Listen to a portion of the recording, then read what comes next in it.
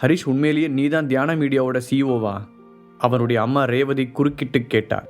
அவருடைய கண்களில் ஆர்வம் தெரிந்தது. ஆமாம்மா, நான் நம்ம ஃபேமிலி பிஸ்னஸ்க்கு ஒரு பெரிய ஹெல்ப் பண்ணனா, அதுக்கு பதிலாக சித்தப்பா இந்த கம்பெனியை என் பொறுப்புலேயே விட்டுட்டாரு. சாதாரணமாக சொன்ன ஹரிஷ், அப்புறம் நீங்கள் 2 பேரும் இங்கே வந்தது ஒரு வகையில் நல்லது தான். இனிமேல் நீங்கள் ஊருக்கு போக வேண்டாம், என் கூட சென்னையிலேயே தங்கிருங்க. எஸ்ஆர் டவர்ஸில் நான் ஒரு பெரிய ஃப்ளாட் வாங்கியிருக்கேன். அங்கே நம்ம எல்லாருக்கும் நல்லாவே இடம் இருக்கு என்றான். இதை சொல்லும்போது ஹரிஷின் குரலில் குதூகலம் தெரிந்தது. ஹரிஷ் அந்த குடும்பத்திலிருந்து வெளியேற்றப்பட்ட பிறகு கதிரும் ரேவதியும் அந்த வீட்டில் இருக்க பிடிக்காமல் தங்களின் சொந்த ஊருக்கு போய் அங்கிருந்த வீட்டில் தங்கிக் கொண்டனர். ஹரிஷே அவர்களை பார்த்து கிட்டத்தட்ட 1 வருடத்திற்கு மேல் ஆகியிருந்தது. ஹரிஷ் அவர்களையும் சென்னையிலேயே தங்கச் சொன்னவுடன் கதிரும் ரேவதியும் ஒருவரையொருவர் பார்த்து கொண்டனர். இந்த ஐடியா நல்லா தான் இருக்கு, பட் அதை பற்றி அப்புறமா யோசிச்சு முடிவு எடுத்துக்கலாம் என்று கதிர் கூறினார். ஹரிஷ், இப்போ நாங்கள் வந்த விஷயமே வேற. ஆக்சுவலாக அது ஒரு குட் நியூஸ். நம்ம மனோவுக்கு இந்த வீக்கில் கல்யாணம். நியூயார்க்கில் இருக்கிற நம்ம பேலஸ்லேயே வச்சுட்டாங்க. ரேவதி உற்சாகமாக சொல்லி கொண்டு இருக்கும்போதே ஹரிஷுக்கு ஃபோன் வந்தது. டிஸ்பிளேவில் அவனுடைய சித்தப்பா ஆனந்தின் பெயர் தெரிய அட்டன் செய்து காதில் வைத்தான். ஹாய் ஹரிஷ், இந்த வீக் நீ ஃப்ரீயா? மறுமுனையில் ஆனந்த் கேட்டார். ஃப்ரீ தான் சித்தப்பா, என்ன விஷயம்? ஹரிஷ் தெரியாதது போல கேட்டான். இந்த வீக்கில் நம்ம மனோவுக்கு கல்யாணம், அதனால் உன்னை நம்ம வீட்டுக்கு வர சொல்லி கூப்பிடலான்னு தான் கால் பண்ணேன். நான் மட்டும் சொன்னால் நீ வரமாட்டேன்னு தெரியும். உன் தாத்தா கிட்ட கொடுக்குறேன் சொன்ன ஆனந்த் ஃபோனை அவருடைய அப்பாவிடம் கொடுத்தார். ஹரீஷ், நீ நாளைக்கு கண்டிப்பாக வரணும். நான் தான் உன்னை வீட்டு விட்டு போன்னு சொன்னேன். இப்போ நானே உன்னை மனசார கூப்பிட்றேன். நீ திரும்ப வருவியா? சண்முகத்தின் குரல் ஏக்கத்துடன் கேட்டது. ஒரு கணம் தயங்கிய ஹரீஷ், கண்டிப்பா தாத்தா, மனோ கல்யாணத்துக்கு நான் இல்லாமையா என்று மறைமுகமாக சம்மதம் தெரிவித்தான். அதன் பிறகு சில நிமிடங்கள் பேசிய அவனுடைய தாத்தாவின் குரல் வழக்கத்தை விட உற்சாகமாக இருந்தது. ஃபோனை வைத்த ஹரிஷின் முகத்தில் 1000 வாட்ஸ் பல்ப் எரிய, என்ன உன் தாத்தா நம்ம வீட்டுக்கு திரும்ப வர சொல்லி கூப்பிட்டாரா? கதிர் சிரித்து கொண்டே கேட்டார். ஆமாம், அவரே தான். நாளைக்கு நம்ம எல்லாரும் சேர்ந்து தான் கல்யாணத்துக்கு போகிறோம் ஹரிஷ் சந்தோஷமாக சொன்னான். ராஜேஸ்வரன் ஃபேமிலியிலேயே அவனுடைய பெற்றோரை தவிர ஹரிஷிடம் எப்போதும் பாசமாக நடந்து கொள்ளும் ஒரு ஆள் அவனுடைய கசின் மனோகர் தான். ஹரிஷை தாத்தா வீட்டை விட்டு வெளியே அனுப்ப முடிவு செய்தபோது அவனுக்கு ஆதரவாக பேசிய ஒரே குரலும் மனோவுடையது தான். ஆனால் அங்கிருந்த பெரிய கூட்டத்தில் மனோவின் ஒற்றை குரல் எடுபடவில்லை. அதனால் தான் மனோ கல்யாணத்தில் கலந்து கொள்ள அவர்கள் மூவருமே ஆர்வமாக இருந்தனர். இது கேட்கவே சந்தோஷமா இருக்கு. அப்படின்னா உன்னோட ஒய்ஃப் சந்தனாவையும் நம்ம கூட கூட்டிகிட்டு போகலாமா? ரேவதி ஆர்வமாக கேட்டார். இல்லைம்மா, அவளோட ஃபேமிலியில் சில இஷ்யூஸ் போயிட்டுருக்கு. இப்போ தான் அது கொஞ்சம் கொஞ்சமாக சரியாயிட்டு வருது. இப்போ புதுசாக அவகிட்ட கம்பெனி பொறுப்பு வேறு வந்திருக்கு. இந்த நேரத்தில் அவ்வளோ தூரம் கூட்டிகிட்டு போகிறது சரியாக வராது. நான் அவகிட்ட இன்ஃபார்ம் பண்ணிடுறேன். நம்ம 3 பேர் மட்டும் போயிட்டு வரலாம் அவசரமாக கூறிய ஹரிஷ், எப்படியோ சமாளிச்சடா ஹரிஷ். இந்த அம்மா வேறு நேரங்காலம் தெரியாமல் அவளை கூட்டிகிட்டு வர சொல்கிறாங்க. அவளை எப்படி அங்கே கூட்டிகிட்டு வர முடியும்? அப்புறம் நான் இவ்வளோ நாள் மறைச்சி வச்ச வண்டவாளெல்லாம் தண்டவாளம் ஏறிடாது என்று மனதிற்குள் புலம்பிக் கொண்டான். சரிப்பா, நீ போய் உன்னோட ஒர்க்கை கண்டினியூ பண்ணு. எங்களுக்கும் இங்கே கொஞ்சம் ஷாப்பிங் வேலை இருக்குது. நாங்கள் போயிட்டு வரோம். நாளைக்கு வேற நம்ம நியூயார்க் கிளம்பணும் சொன்ன ரேவதி கதிரையும் அழைத்து கொண்டு கிளம்பினார்.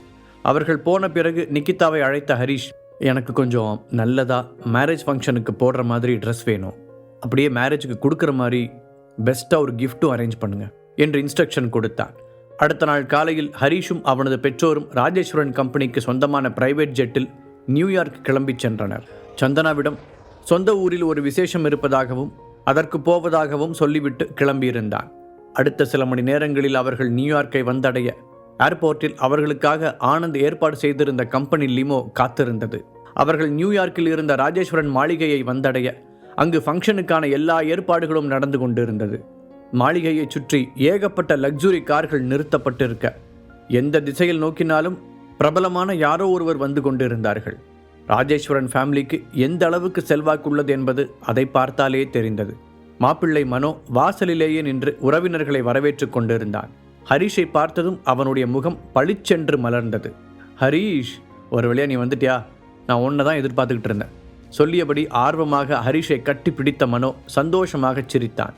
அப்புறம் கல்யாணம் மாப்பிள்ள சௌக்கியமா என்று அவன் முதுகில் தட்டிய ஹரிஷ், ஒன்றை தான் நான் ரொம்ப மிஸ் பண்ண மனோ என்று ஃபீலிங்ஸோடு கூறினான்.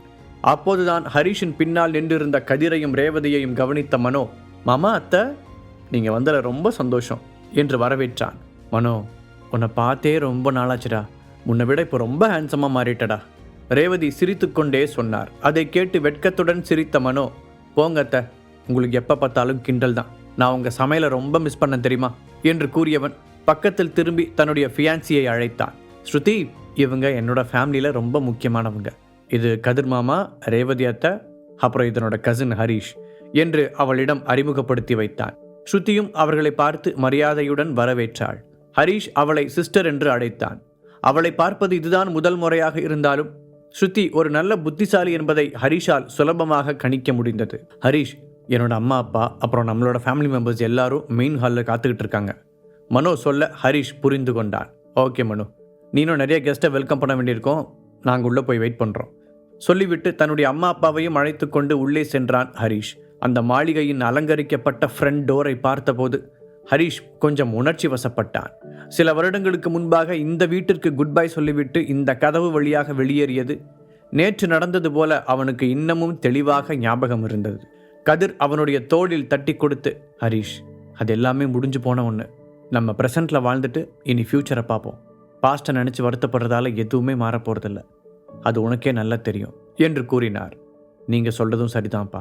தலையாட்டிய ஹரீஷ் அமைதியாக உள்ளே நுழைந்தான். அவர்கள் மூவரும் ரிசப்ஷன் ஹாலுக்குள் நுழைய ஆனந்த் அவர்களை அன்புடன் வரவேற்றார். ஹரீஷை பார்த்ததும் ஓடி வந்த அவர், ஹரீஷ், நீங்கள் வந்ததை நினச்சி எனக்கு உண்மையிலேயே ரொம்ப சந்தோஷமாக இருக்கு என்று கூறினார். அதன் பிறகு கதிரையும் ரேவதியையும் பார்த்த ஆனந்த், நீங்களும் நம்ம ஃபேமிலிக்கு திரும்பி வந்தது ரொம்ப நல்ல விஷயம் என்றார். நாம் எல்லாரும் இப்படி ஒன்றா இருந்து சில வருஷங்கள் ஆச்சு. மனோட கல்யாணத்தில் தான் திரும்பவும் எல்லாரும் ஒன்றா சேரணும்னு இருந்திருக்கு சொன்ன கதிரின் குரலில் வருத்தம் வெளிப்படையாகவே தெரிந்தது. அண்ணா, அதெல்லாம் ஏதோ ஒரு கெட்ட நேரத்தில் நடந்துருச்சு. அதை பற்றி பேசி இந்த ஃபங்க்ஷன் மூட கெடுக்க வேண்டாம். ஆனந்த் கெஞ்சுவது போல கேட்க கதிர் அமைதியாக தலையாட்டினார். அப்போது ஹரீஷ் ஏதோ சொல்ல வர அதற்குள் ஒரு ஷார்ப்பான வாய்ஸ் அங்கே குறுக்கிட்டது. நான் கூட யாரா இந்த பிக் ஷாட்டுன்னு யோசித்தேன். நீங்கள் 3 பேரும் மனோட கல்யாணத்துக்காக வந்திருக்கீங்கன்னு நினைக்கிறேன். அப்புறம் எப்போ கிளம்புறீங்க? அங்கு வந்த அகிலா இறுக்கமாக முகத்தை வைத்து கொண்டு கேட்டாள். அகிலா, என்ன பேசிகிட்டு இருக்க? நான் தான் அண்ணனையும் அவரோட ஃபேமிலியும் ஸ்பெஷலாக இன்வைட் பண்ணேன். அதோட அப்பாவும் கேட்டதுனால தான் அவங்க எல்லாரும் திரும்பி வந்தாங்க. தன்னுடைய மனைவி பேசியதை கேட்டு சங்கடப்பட்ட ஆனந்த் அவசரமாக கூறினார். ஹரீஷுடன் அவளுடைய கணவர் என்ன டீலிங் போட்டார் என்பது அகிலாவுக்கு தெரியாது. ராஜேஸ்வரன் குடும்பம் நிதி நெருக்கடியை சந்தித்த போது சண்முகம் தன் இளைய மகன் ஆனந்தை தனியாக அழைத்து பேசினார். ஹரீஷை கண்டுபிடித்து அவரின் சார்பாக மன்னிப்பும் கேட்க சொன்னார். அதன் பிறகுதான் ஹரீஷ் தன்னுடைய பணத்தை ராஜேஸ்வரன் ஃபேமிலி பிஸ்னஸில் இன்வெஸ்ட் செய்வதற்கு சம்மதித்தான். அப்படி பார்க்கும்போது டெக்னிக்கலி இந்த ராஜேஸ்வரன் மாளிகை கூட ஹரீஷுக்கு சொந்தமானது தான். இன்னும் சொல்லப்போனால் ஹரீஷ் நினைத்தால் ஒரே நிமிடத்தில் ராஜேஸ்வரனின் மொத்த ஃபேமிலியையும் திவாலாக்க முடியும். நான் என்னங்க தப்பாக சொல்லிட்டேன்? அவங்க செய்கிறதெல்லாம் செஞ்சுட்டு எந்த முகத்தை வச்சுக்கிட்டு இந்த வீட்டுக்கு வந்தாங்க? எரிச்சலுடன் சொன்ன அகிலா, அவங்க பையன் ஹரீஷ் இப்போ மட்டும் என்ன ஒழுங்காக இருக்கான்? அவன் வேற ஒரு ஃபேமிலியில் கல்யாணம் பண்ணிக்கிட்டு 2-3 வருஷமாக இவங்களையே விட்டு விலகி தானே இருக்கான் என்று சத்தமாக கூறினாள். அவளுடைய அந்த காட்டு கத்தல் அங்கு கெஸ்டாக வந்திருந்த பலரின் கவனத்தையும் ஈர்த்தது. அதை பார்த்து ஹரீஷுக்கும் அவனது பெற்றோருக்கும் கோபம் வர ஆரம்பித்தது. இப்போது ஹரீஷை பார்த்து திரும்பிய அகிலா, நீ தியானா மீடியாவில் இன்சார்ஜாக இருக்கிறதால எங்கே வேணாலும் வரலான்னு நினச்சிட்டியா? ஆனந்த் உன் மேலே இறக்கப்பட்டதுனால தான் அந்த போஸ்டிங் உனக்கு கொடுத்தாரு. இந்த ஃபேமிலிக்கு இன்னும் நிறைய பிஸ்னஸ் இருக்குது, அது ஒன்றும் எங்களுக்கு தேவையே இல்லை என்று திமிராக கூறினாள். அப்போது ஆனந்த் அகிலாவின் மகனான கிஷனும் அங்கே வந்தான்.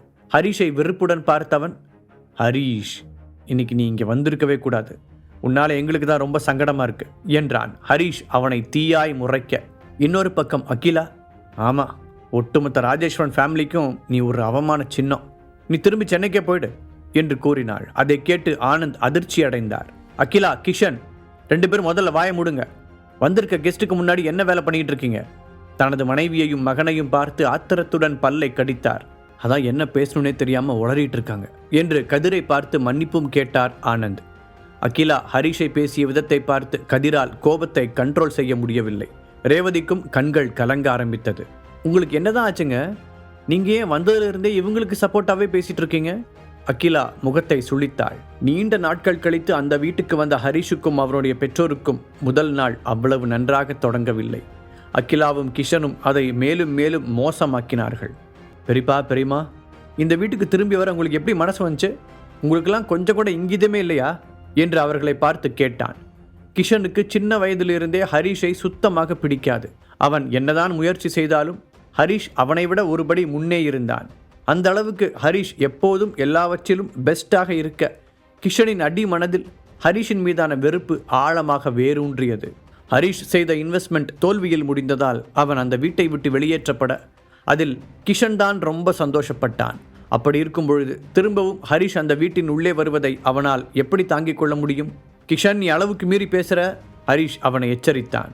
நான்லாம் கரெக்டாக தான் பேசுகிறேன், நீ தான் வெக்கமே இல்லாமல் இங்கே வந்து நிற்கிற. ஏதோ உனக்கு கொஞ்சமாவது சூடு சொரணெல்லாம் இருக்கும்னு நினச்சேன், அதெல்லாம் சுத்தமாக இல்லைன்னு இப்போ தான் தெரியுது. கிஷன் வேண்டுமென்றே ஹரிஷை தூண்டி விட்டான். கிஷன், வேணா, உனக்கு அவ்வளோதான் லிமிட். மனோ கல்யாணமாச்சேன்னு பார்க்குறேன், தேவையில்லாமல் என்னை சீண்டி விடாத. ஹரிஷ் முடிந்தவரை தன்னை கட்டுப்படுத்தி கொள்ள முயற்சித்தான். என்னடா ரொம்ப தான் பூச்சாண்டி காட்டுற, அப்படி என்னத்தை கிழிச்சிருவியான்? நீயே ஒரு பல்லு பிடுங்கின பாம்பு, ஒன்றை பார்த்து நான் பயப்படணுமா? அந்த காலமெல்லாம் மலையேறி போச்சு. அதனால் உன் சீனை கொஞ்சம் நிப்பாட்டிட்டு இங்கிருந்து கிளம்புற வழியை பாரு. கிஷன் அவன் இஷ்டத்துக்கு பேசிக்கொண்டே போனான். கிஷன், என்ன பேசிகிட்டு இருக்க? நாம் எல்லாரும் ஒரே ஃபேமிலி. ஆனந்த் அவனை தடுக்க பார்த்தார். யாரு இவங்க? நம்மளோட ஃபேமிலியா? அவனே ஒரு லூசர், அவனை போய் நம்மளோட ஃபேமிலின்னு சொல்கிறீங்க? அகிலா நக்கலாக கேட்டாள். ஹரிஷ் அதற்கு மேல் கட்டுப்படுத்தி கொள்ள முடியாமல் ஒரு அடி முன்னால் எடுத்து வைக்க அதற்குள் கதிர் தனது நெஞ்சை பிடித்து கொண்டு கீழே சரிந்தார். அப்பா, உங்களுக்கு என்னாச்சு என்று பயத்துடன் கத்தினான். என்னங்க உங்களுக்கு என்னாச்சு? ரேவதியும் அழுது கொண்டே அவரை உலுக்கினார். ஹரிஷ் உடனே தனது ஃபோனை எடுத்து 911க்கு கால் செய்தான். பின்பு நிமிர்ந்து அகிலா மற்றும் கிஷனை பார்த்தவன், உங்கள் 2 பேரால் தான் எங்கள் அப்பா இப்படி மயங்கி கிடக்கிறாரு. அவருக்கு மட்டும் ஏதாவது ஒன்று ஆச்சு, உங்களை நான் மன்னிக்கவே மாட்டேன் என்று எச்சரித்தான். தன்னுடைய பெரியப்பா நெஞ்சை பிடித்து கொண்டு விழுந்த பிறகும் கிஷன் கொஞ்சம் கூட அசைந்து கொடுக்காமல் அலட்சியமாக நின்றான். அது ஹரிஷை இன்னமும் கோபப்படுத்தியது. ஆனந்தை திரும்பி பார்த்தவன், ராஜேஸ்வரன் ஃபேமிலிக்கு ஹெல்ப் பண்ணணும்னு நான் தப்பான முடிவெடுத்துட்டேன்னு நினைக்கிறேன். அதனால் சென்னைக்கு போகிறதுக்கு முன்னாடி என்னோட 8000 crores திருப்பி வாங்கிட்டு போகலான்னு நினைக்கிறேன். ஹரிஷ் சொல்ல அதை கேட்ட அகிலாவும் கிஷனும் அதிர்ச்சியுடன் பார்த்தனர். என்ன உளறிட்டு இருக்க? நீ ஏதோ பெரிய கன்ஃபியூஷனில் இருக்கன்னு நினைக்கிறேன். நீ எங்ககிட்ட கடன் கேட்குறியா? அதைத்தான் இப்படி மாற்றி சொல்லிட்டு இருக்கியா? இப்போவும் உன்னை நம்பி கடன் கொடுப்போன்னு எப்படி நினச்ச? இடுப்பில் கை வைத்து முறைத்தபடி அகிலா கேட்டாள். சித்தப்பா சொன்ன மாதிரி நீங்கள் ஆல்ரெடி ரொம்ப குடிச்சிட்டிங்கன்னு நினைக்கிறேன். நான் உங்ககிட்ட கடன் கேட்கல, உங்களுக்கு கடன் கொடுத்துருக்கேன். 1 ரூபா 2 ரூபாய் இல்லை, 8000 கோடி. ராஜேஸ்வரன் ஃபேமிலி பிஸ்னஸ் பெரிய பிரச்சனையில் மாட்டிக்கிட்டு முழிச்சப்போ அதிலிருந்து வெளியே வர்றதுக்காக என்னோட பணத்தை நான் கடனாக கொடுத்தேன். நீங்கள் நினைக்கிற மாதிரி உங்களோட ஹஸ்பண்ட் என் மேலே பரிதாபப்பட்டு ஒன்றும் தியானா மீடியாவை தூக்கி கொடுக்கல. நான் கொடுத்த பணத்துக்கு பதிலாக தான் அந்த கம்பெனியை என்கிட்ட கொடுத்தாங்க. சித்தப்பா தான் எல்லா அக்ரிமெண்ட்டையும் போட்டார். நீங்கள் வேணால் அவர்கிட்டே கேட்டு பாருங்கள். அப்புறம் இன்னொரு தடவை என் அப்பா அம்மாவையும் அவங்க முன்னாடி என்னையும் இன்சல்ட் பண்ணி பேசுகிற வேலை வச்சுக்காதீங்க. நான் எப்பவும் இதே மாதிரி பொறுமையாக இருக்க மாட்டேன் என்று ஹரிஷ் பேசிய விதத்தில் அகிலா மிரண்டு போனார். இன்னொரு பக்கம் ஆனந்தின் முகம் பேயறைந்தது போல இருந்தது. பாக்கெட் FM ஆப்பை டவுன்லோட் பண்ணி கிங் ஆடியோ சீரீஸை கேட்க ஸ்டார்ட் பண்ணுங்க.